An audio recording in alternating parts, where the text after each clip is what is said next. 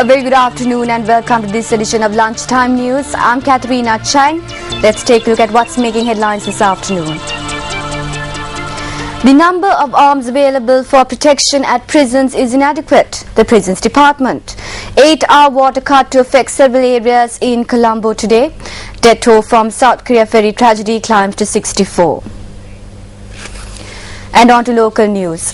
The Prisons Department says that the number of arms available for protection at prisons is inadequate. Media spokespersons and officer of the prisons headquarters, Tusharu Upuldeniya, says that a large amount of arms currently available in prisons are not operational. He added that even though a stock of E-56 guns were given by the Defence Ministry, some of the weapons were found to be malfunctioning and were therefore returned.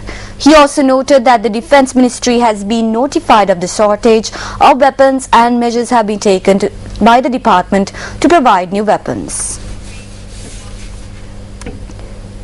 Meanwhile, a prison inmate receiving treatment at a hospital in Vavuniya has escaped and is believed to have fled the area. Prison media spokesperson SP Tusharu Upuldeniya said that the suspect was taken into custody on charges of possessing a hand grenade. He was subsequently admitted to hospital after he fell ill. Upuldeniya noted that the inmate escaped last evening and investigations into the incident are ongoing. Investigators will also be taking a close look at whether the inmate's escape was down to negligence on part of the prison officials. The Department of Meteorology forecasts that scattered showers or thunder showers may be experienced in several provinces.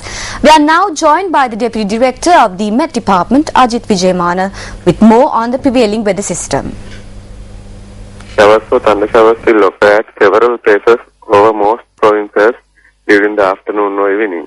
A few showers can be expected in the coastal areas from Puttalam to Hambantota via Colombo and Galle during the morning too. There may be temporary localized strong winds during thunder showers. General public is kindly requested to take adequate precautions to minimize the damages caused by lightning activity. I am Ajit Vijayamana. The National Water Supply and Drainage Board says that an 8-hour water cut will be in effect from 3 to 11 p.m. today in several areas in Colombo to carry out essential pipe restoration work. The areas that will experience disruption in water supply will be W.A. De Silva Mawata Junction in close proximity to Havelock Road, to Tumulla, including all roads and by lanes in the area. In addition, the Water Supply and Drainage Board also noted that water supply will be disrupted during the same time frame in areas towards Bamlapitia Junction from W.A. De Silva Mawata, Cove Road, Maya Avenue and all roads and by lanes in the same area. A group of Sri Lankans who went to Saudi Arabia for employment are being held at the Sumeshi Detention Center in Jeddah. Saudi officials have expressed their intention of deporting the group to Sri Lanka, who are believed to have entered Saudi Arabia illegally. The Sri Lankans who are presently at the Sumeshi Detention Center in Jeddah told News First that they are facing several hardships, including a shortage of food.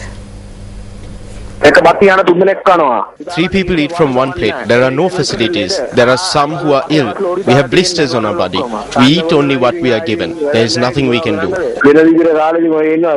It has been 2 to 3 months since we landed here. There are many of those who have taken 100,000 rupees in loans. We have no relief. Who are we to tell our problems to? We can't even eat the food here. We are requesting the authorities to release us and send us back to Sri Lanka. We came to this country to earn an income because we are poor.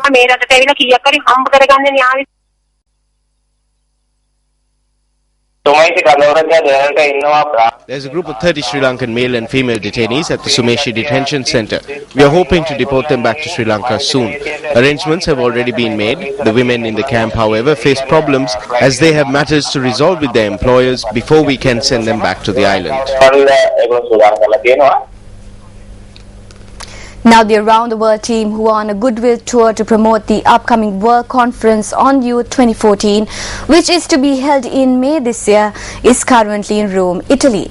News First Ramesh Irugal Bandara bring us more details for the day's proceedings. Around the World in 40 days. Good afternoon. The Around the World team is joining you today from Rome in Italy. We arrived in Rome last night from Germany, where we concluded our event yesterday. Now today, we are due to receive the Italian national flag from several youth federations that will be attending a special event which will be held at the embassy, the Sri Lankan embassy in Italy, which is located in Rome. Thereafter, we are due to attend a special function that is being held in lieu of the New Year celebrations, the Sinhala and Tamil New Year celebrations. Incidentally, this is the first time that such an event is being organized by the Sri Lankan embassy in Italy in lieu of the Sinhala and Tamil New Year. For the News First team, I'm Ramesh Rugal Bandara with Yaswat Kamal Siri from Rome, Italy.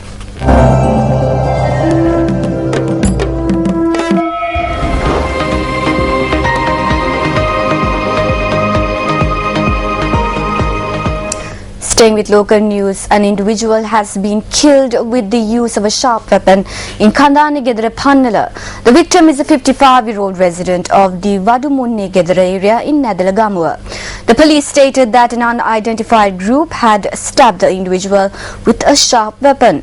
The individual was admitted to the Kandani Gedara hospital with serious injuries and was then transferred to the Kuliapitiya Teaching Hospital for further treatment. The police also stated that no suspects were arrested as yet.